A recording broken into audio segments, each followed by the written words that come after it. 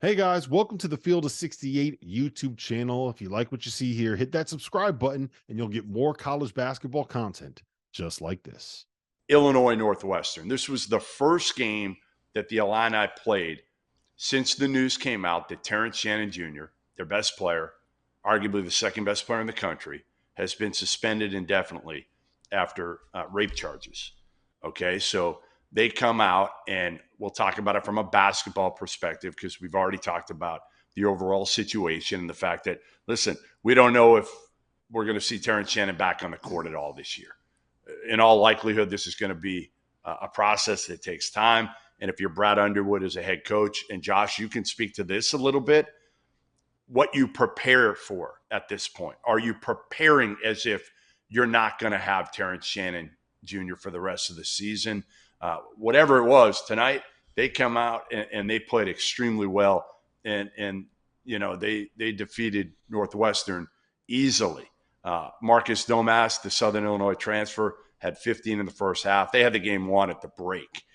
Coleman Hawkins played well. Quincy Guerrier played well. Luke Goody played well. Everybody played well up and down the lineup. But Josh, first of all, if you are coaching this team now and you lose a player of this magnitude and he's going through a legal situation now, one that could land him in jail, how do you try to get these players right now focused on the task at hand on the court and in practice?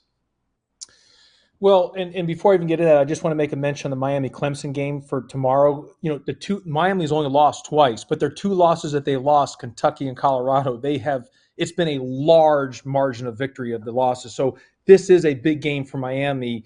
Not only they need to win, but just keep, if somehow they do take an L, it needs to be a close game. I just wanted to say that because it is a great game tomorrow. It's a big game for Miami Clemson. But to answer your question on the Illinois Northwestern, well, first of all, for Brad Underwood, look, all you can do with the players, with the student athletes, with the guys there is you got to be direct and honest and tell them where everything stands.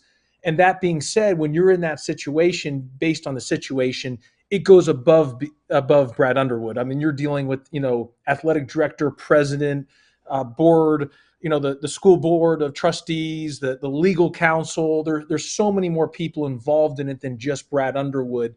So all he can do is say, here's our situation. This is where we're at.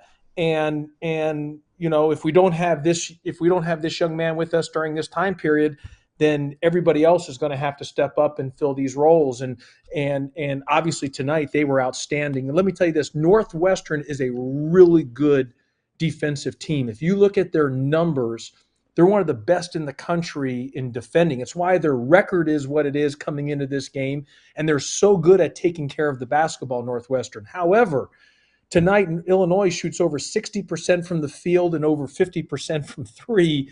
They just destroyed Northwestern's defense, and that's why the victory, the margin of victory, it is what it is. And you got to credit Brad Underwood. You got to credit the players for stepping up. And I think a lot of people are probably counting Illinois out. And I saw there was a thing where even I think it was one of the AP voters did not vote Illinois in the top 25 because they wanted to see what they were going to do, how they were going to be without Terrence Shannon Jr. And so I think probably some of those guys felt that. I'm sure Brad Underwood, talked to the guys about that, and other guys stepped up, and that was a great win today, considering the fact of how good Northwestern is defensively for Illinois to put that type of offensive production on the board today.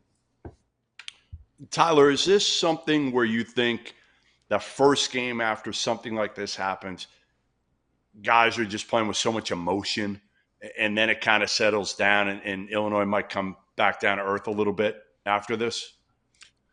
I am absolutely floored Illinois beat Northwestern like this. And once I knew that Terrence Shannon wanted to be playing the rest of or is gone forever, how long he's gone, I didn't think they had a chance. I thought he was their whole team. And I've got to give a lot of credit to Brad Underwood and what he's done, how he's had his team rally without him. And a lot of people have viewed Illinois as a one-man show. Well, it's not. And also Coleman Hawkins is a guy, and Illinois has been a little sporadic, but I am shocked that they played this well tonight without Terrence Shannon I'm going to be interested to see if it's sustainable. But it is one of those situations where sometimes guys can get a little pumped about getting extra playing time regardless of the situation that's happened.